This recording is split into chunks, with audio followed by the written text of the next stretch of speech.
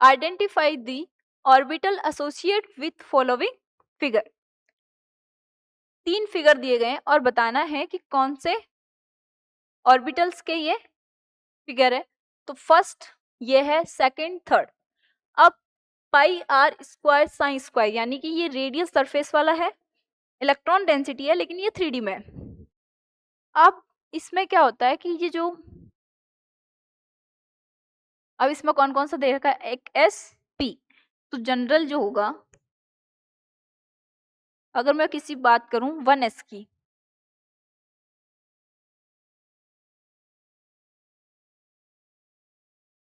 One S, तो हमें पता है कि जैसे जैसे न्यूक्लियस से डिस्टेंस बढ़ती है वैसे वैसे प्रोबेबिलिटी ऑफ इलेक्ट्रॉन फाइंडिंग क्या होती है, टेंस टू 0 होती है।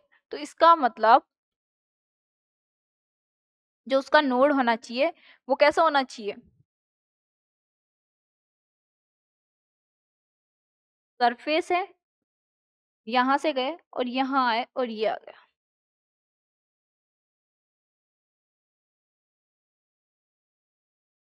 This is the 1s। ठीक है। अब 2s में हमें पता है नंबर ऑफ नोड क्या होता है, n-1, यानी कि 2s में कितना होना चाहिए, 1। इसका मतलब जो ग्राफ होगा वो क्या होगा,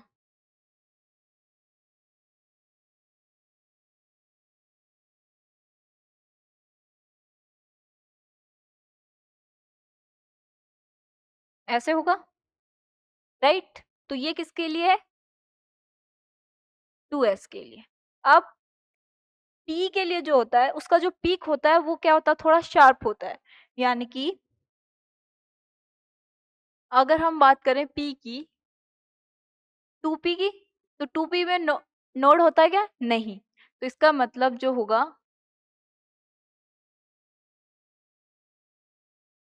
यहाँ पे इसकी जो शार्प होगी वो ऐसे होगी, क्योंकि वो क्या होता है, इसकी शेप क्या होती है, ऐसे होती है ना।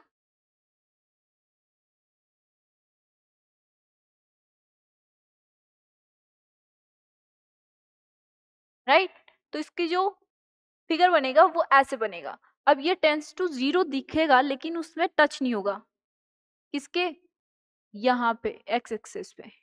और ये क्या होती है, आर, यानी कि न्यूक्लियस से डिस्टेंस। और ये जो होता है वो होता है 4πr² साइन स्क्वायर।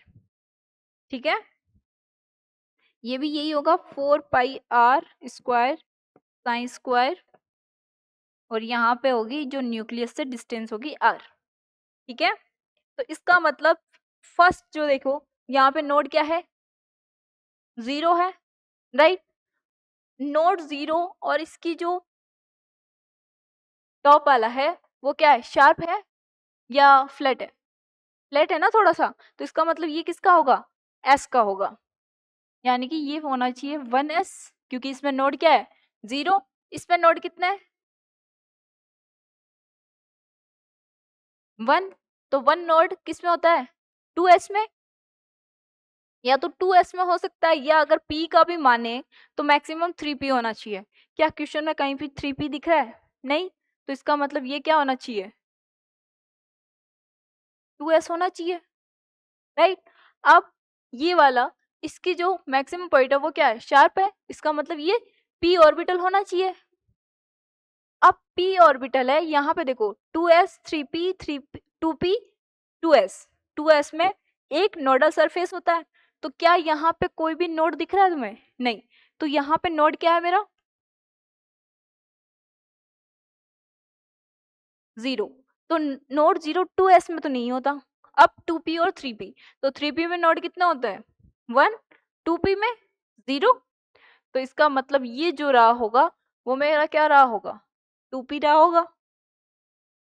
अब ऑप्शन देखो, 1s 2s 2p, C is correct. अब बच्चा इसमें कंफ्यूज कहाँ होता है कि जो s है और वो जो d का बनता है वो सेम ग्राफ बनते हैं ये। तो आपको क्वेश्चंस में जो ऑप्शन है वो भी ऐसे ही अरेंज करके देंगे कि आप कंफ्यूज ना हो। देखो 1s 2s 1s 2p, p और s में तो पता चलता है कि क्योंकि p का जो ग्राफ है बहुत ही, जो टॉप होता है वो शार्प होता है और ये जो होता है थोड़ा फ्लैट होता है और डी का इससे भी ज़्यादा फ्लैट होता है, बट इतना डिफरेंस नहीं होता है, तो वो वहाँ पे आपको कंफ्यूज नहीं करेगा।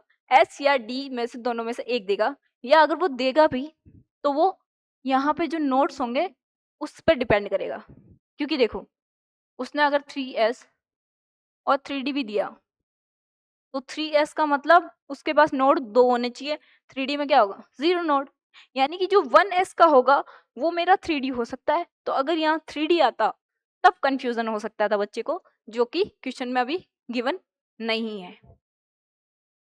तो ऐसे क्वेश्चन को अवॉइड करवाना है बच्चों से, जो उनको या आपको भी अवॉइड करना है जो कंफ्यूजन क्रिएट करे।